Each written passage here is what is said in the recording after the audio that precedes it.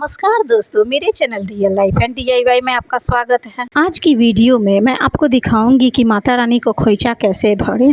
माता को खोइचा आप घर पे भी भर सकते हैं, मंदिर जाकर भी भर सकते हैं। सभी महिलाओं को नवरात्रि में माता रानी को खोइचा एक बार अवश्य भरनी चाहिए। मेरे यहाँ अष्टमी के रोज खोइचा भरी जाती है। कुछ लोग सप्तमी के रोज ही भरते हैं, कुछ लोग नवमी के रोज भरते हैं। मेरी ननद के यहाँ तो दसवीं के दिन जब विदाई होती है माता रानी की, उस समय खोइचा भरी जाती है। सभी जगहों पे अलग अलग दिन पर भरते हैं। आपके यहाँ जिस दिन भी भराता हो उसी दिन खोइचा भरे, मगर खोइचा इस तरह से ही भरे और इतना ही सामान रखें। चलिए देख लेते हैं खोइचा में कौन कौन से सामान होने चाहिए। लाल या पीला सिंदूर ले, चावल अच्छी वाली ले, कीड़े लगे हुए ना ले। मैं यहाँ खीर बनाने वाली चावल ली हूँ। बताशे ले, दूर्वा ले, कुछ रुपये ज़रूर रखे। खोइचा में कुछ रुपये ज़रूर रखे जाते हैं, चाहे 11 ही रुपये क्यों ना हो।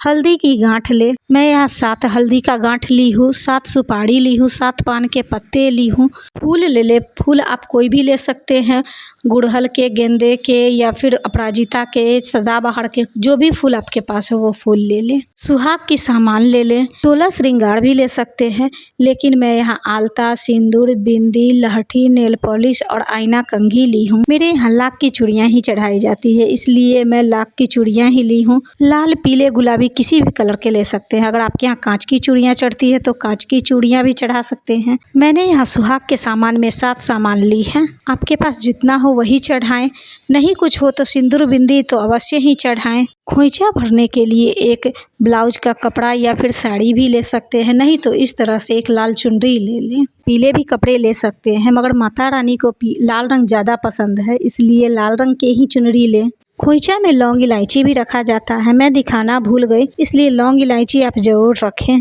इस तरह मार्केट में बनी बनाई हुई पैकेट मिलती है जो कोई काम की नहीं होती। इसकी चूड़ियाँ भी पहनते ही टूट जाती है, आईना भी कोई काम की नहीं रहती है, रिबन भी इतना छोटा टुकड़ा रहता है, नेल पॉलिश भी सूखी हुई, बिंदी भी उतनी अच्छी नहीं रहती है, कंघी भी उतनी अच्छी नहीं रहती है। ये कोई यूज की चीज़ नहीं होती है। मार्केट में ये 10-20 रुपये में मिल जाती है, सस्ती के कारण लोग ले भी लेते हैं।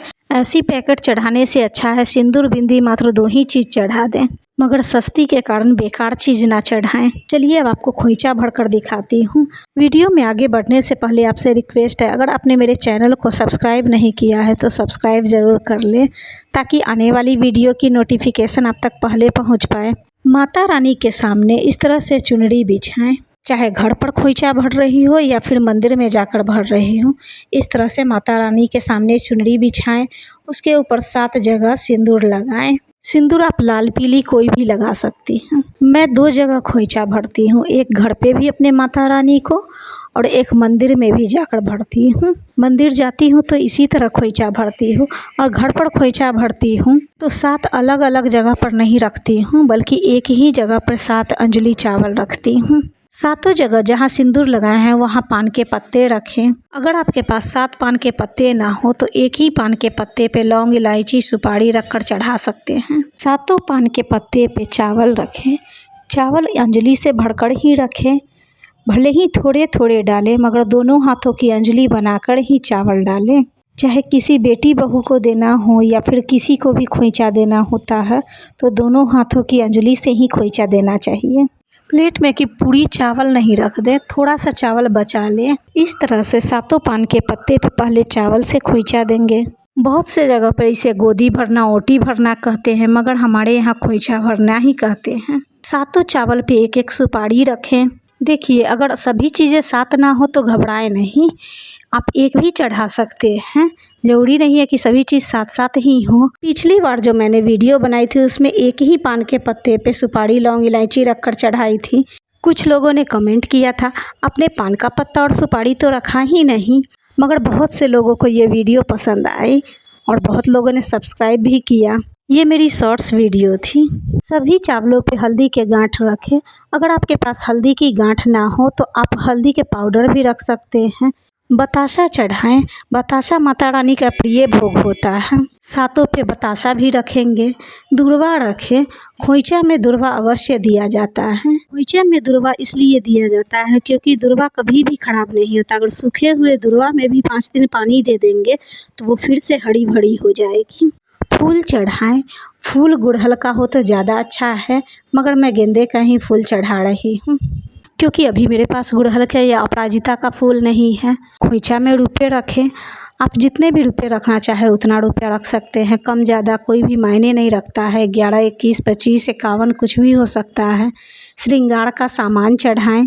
सभी चीज़ें माता रानी को इसी जगह पे चढ़ानी होती है। खोइचा भरने के बाद धूप बत्ती दिखाएं। हाथ जोड़कर माता रानी को प्रणाम करें, अपनी मनोकामना बोले, माता रानी को खोइचा सहर्ष स्वीकार करने के लिए आग्रह करें।